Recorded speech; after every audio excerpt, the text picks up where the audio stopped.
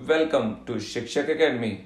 आज हम करने जा रहे हैं क्लास 10 की एक्सरसाइज 7.2 का क्वेश्चन नंबर 5 और ये क्वेश्चन आपकी स्क्रीन के ऊपर डिस्प्ले हो रहा है। इस क्वेश्चन में हमें फाइंड करना है कि ये जो एक्स एक्सिस वाली लाइन है ये हमारे ए बी लाइन सेगमेंट को किस रेशियो में डिवाइड करती है।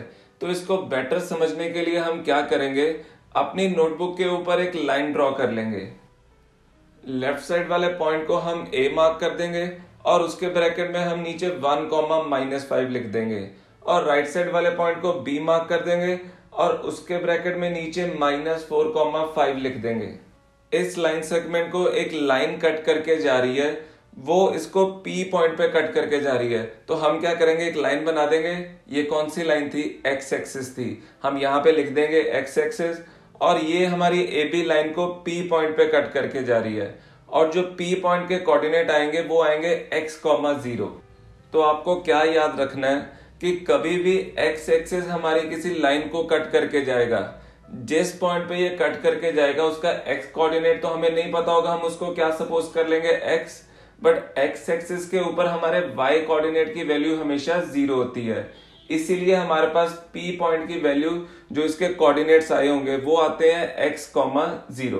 तो रेशियो को फाइंड करने के लिए हम इसमें सेक्शन फॉर्मूला यूज करेंगे। और आप क्या कीजिए, ये जो a के पॉइंट थे 1, -5 इसको x1, y1 मार्क कर दीजिए और b के पॉइंट्स को x2, y2 मार्क कर दीजिए। और ये जो P पॉइंट है इसका जो आंसर आता होता था, इसके x कोऑर्डिनेट और y कोऑर्डिनेट का आंसर वो सेक्शन फॉर्मूला से आता था। तो हम क्या करेंगे, एक एक करके वैल्यू पुट करेंगे। तो हमें रेशियो इसमें नहीं पता है तो अभी के लिए हम रेशियो को m1:m2 ही रहने देंगे।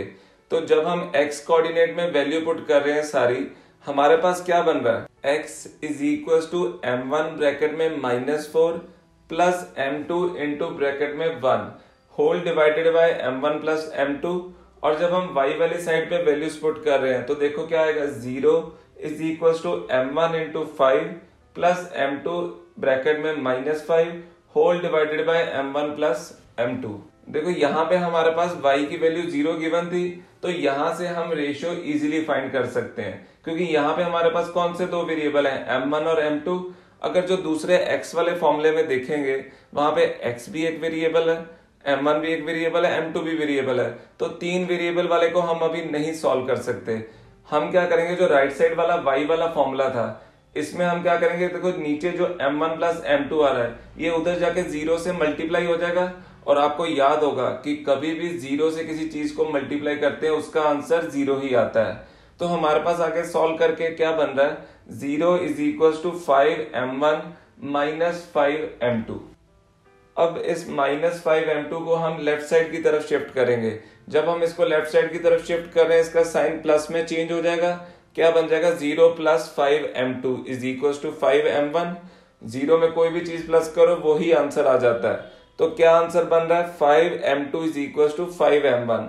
अब देखो राइट साइड पे जो 5 है उसको लेफ्ट साइड पे नीचे आके डिवाइड कर देंगे और जो लेफ्ट साइड पे हमारे पास m2 था उसको m1 के नीचे आके क्या कर देंगे, डिवाइड कर देंगे।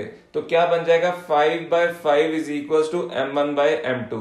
और 5 और 5 की कटिंग करके देखो 1/1 क्या आ जाएगा, m1/m2। सो हमारा रेशियो क्या बन रहा है, m1/m2 = 1/1। अब ये जो रेशियो की वैल्यू 1/1 आ गई है इसको हम लेफ्ट साइड वाले फॉर्मूला में पुट करेंगे। देखो वैल्यू पुट करने के बाद हमारे पास क्या बन रहा है, x = -4 + 1 होल डिवाइडेड बाय 2। तो आगे और सॉल्व करके क्या आंसर आ रहा है, x = -3/2। तो हमारा ये जो P पॉइंट था ये ए बी लाइन सेगमेंट को 1:1 रेशियो में डिवाइड कर रहा था और इसके कोऑर्डिनेट्स की वैल्यू क्या आ रही है, -3/2, 0। वी होप आपको हमारा मेथड अच्छा लगा। So subscribe us and don't forget to click on the bell icon.